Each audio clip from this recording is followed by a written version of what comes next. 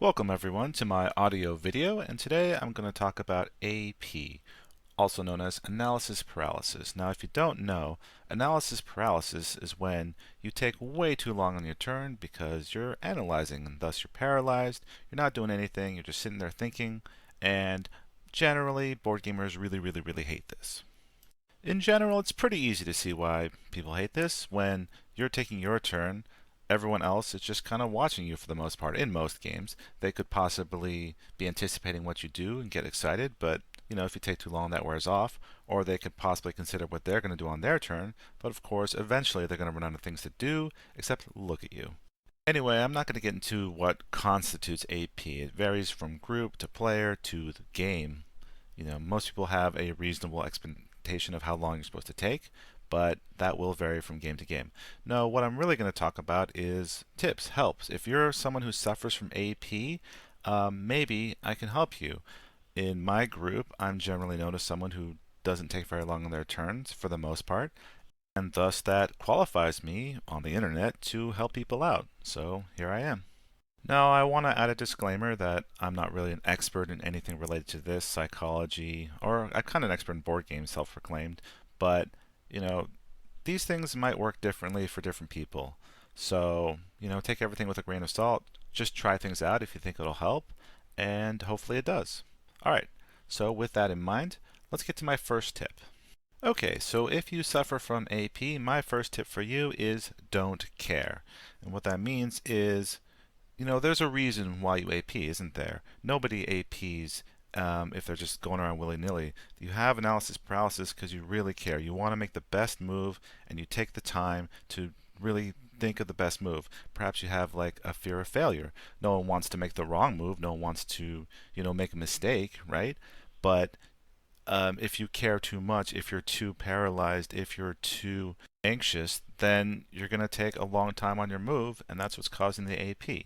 However, if you don't care, then you're not going to take a long time on your turn. No one ever APs when they don't care. They just do whatever, play whatever move, because why do they care? They just, play the first thing that comes into their mind, right?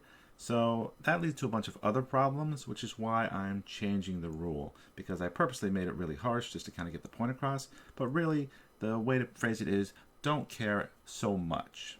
Now, I think this is especially valid if it's your first time playing a game. If it's your first time, you want to explore it, you should be allowed to make mistakes, and you shouldn't be afraid. I feel like in the social contract of board gaming, and it's not a tournament, right? People shouldn't be so serious. It's not all about winning and losing. It's about having fun, exploring the game, and doing your best. But if your best involves uncertainty and something you're not familiar with, then it should be expected you don't play optimally. Side note, if your group is criticizing you in an unfriendly way about a move you made, especially if you didn't ask for any advice or help, then you're either playing the wrong game with that group or you're just playing with the wrong group.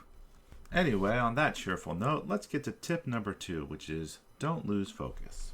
Now, this tip can be taken in two ways, and the first one I feel is a very common thing that is said about helping people with AP, so I'm not going to talk about it too much.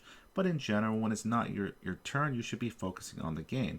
You could be studying or thinking about what you're going to do on your next turn while other people are taking their turns. This should help reduce AP on your turn since you should have a good idea of what you're about to do, right? But the other focus I wanted to talk about is just to focus on a simple game plan. Now, this obviously is going to be varied based on how complex the game is, but when you play a game, it's often a good idea to just pick a game plan, pick a shiny, attractive end game goal, and stick with that as much as you can. Now, I'm going to have to warn you, any good game will throw a bunch of shiny objects at you that will make you go, ooh, I want to try that, I want to try that, I want to try that. Because let's face it, if a game is just pick a strategy and then 2 hours later you're doing the same thing, that's not a very good game. It's kind of monotonous and boring.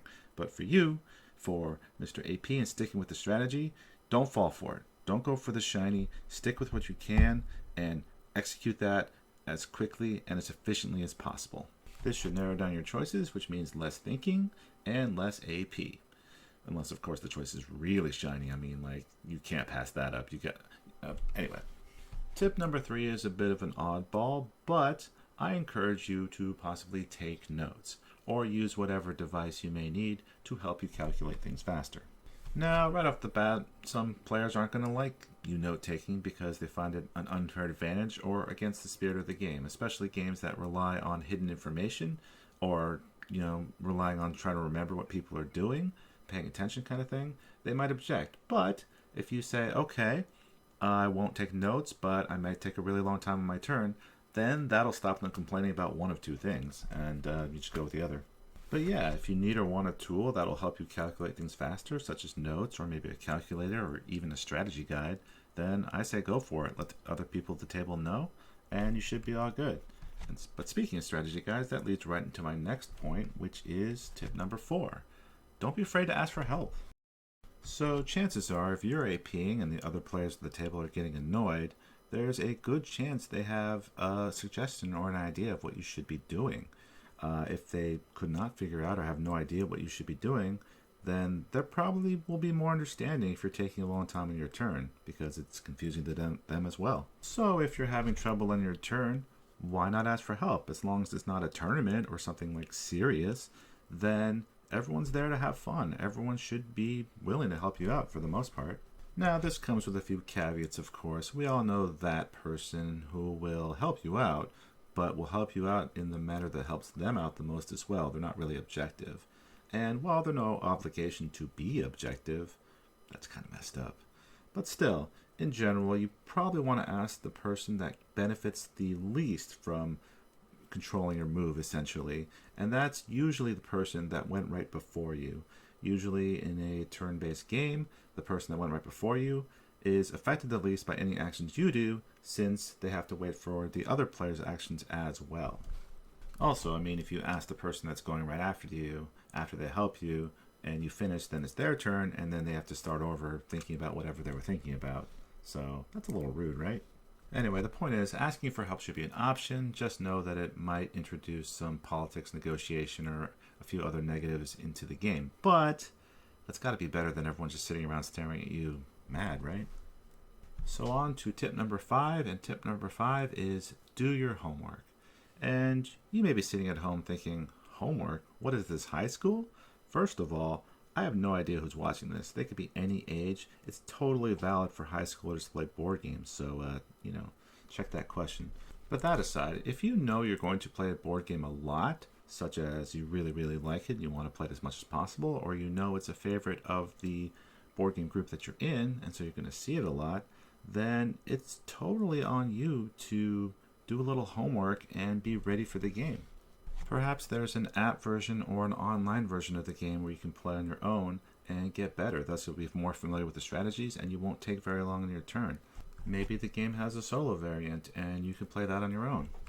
If you want, you could read a strategy guide and that'll help you get into the game. But I don't always recommend this because part of the fun of board games is perhaps discovering the strategies yourself. So use that at your own discretion. And finally, to call back on tips 3 and 2, tip 3 is take notes. You could record your plays and thus record strategies and other things you tried, and maybe even make some notes about strategies or different things you want to try in the next game. And then when you get to the next game, tip number 2, don't lose focus, don't go for the shiny, execute your strategy, see if it works, and have some fun.